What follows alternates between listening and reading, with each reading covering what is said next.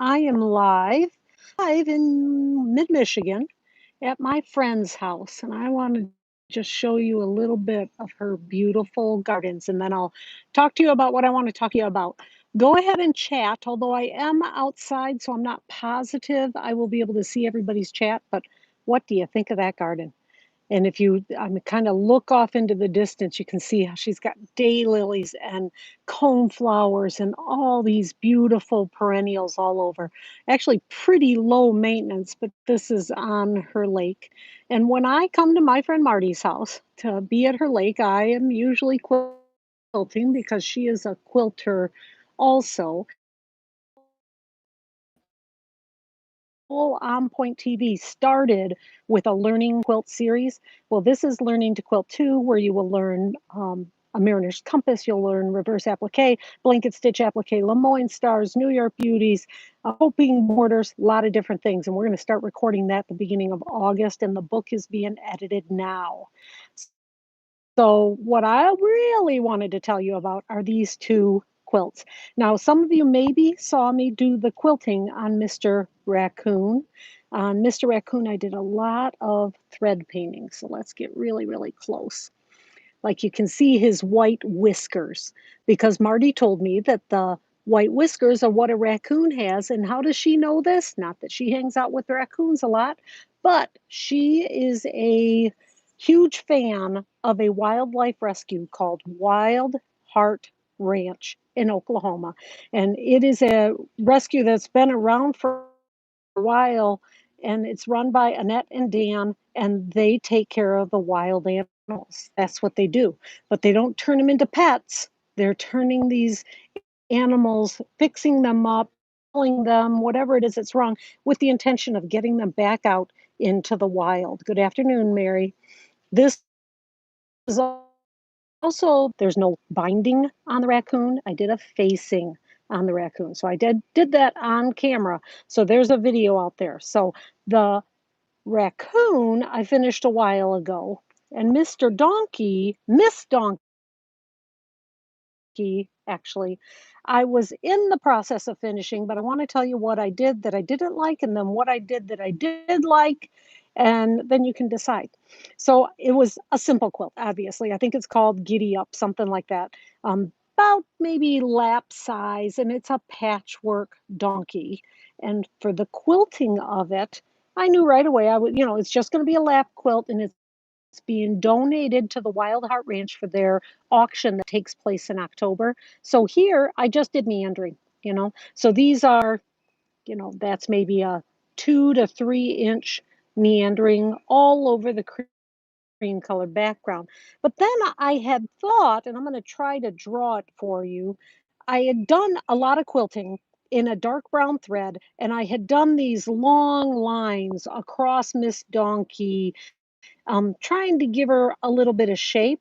And I got about half done, and the donkey looked to me like the horses, those skeleton horses in Harry Potter. That's all I could see. And so I did something I rarely ever do. If any of you have taken a class with me, I'm always, don't take that out. We will move forward. We'll make it work. Well, in this case, I couldn't make it work. I couldn't sleep.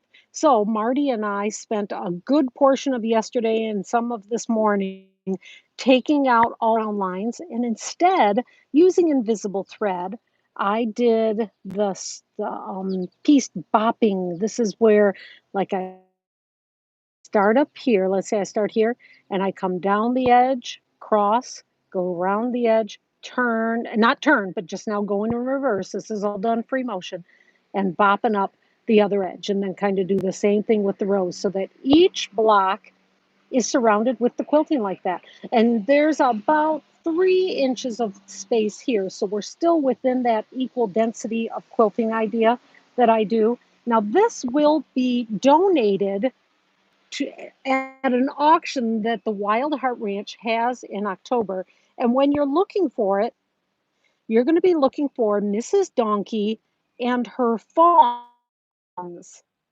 Now, what in heaven's name does a fawn have to do with a donkey? So that's Marty put the backing is a fawn, obviously. So this is the story, and it's such a cool story. So at the Wild Heart Ranch, they get dropped off a lot of fawns. Now, maybe they're orphaned, maybe okay, the mamas, and so that's why there's orphans. Yeah, there might be some of those, but really, more people might see a fawn in their garden and think that he's been abandoned and bring him over to the Wild Heart Ranch.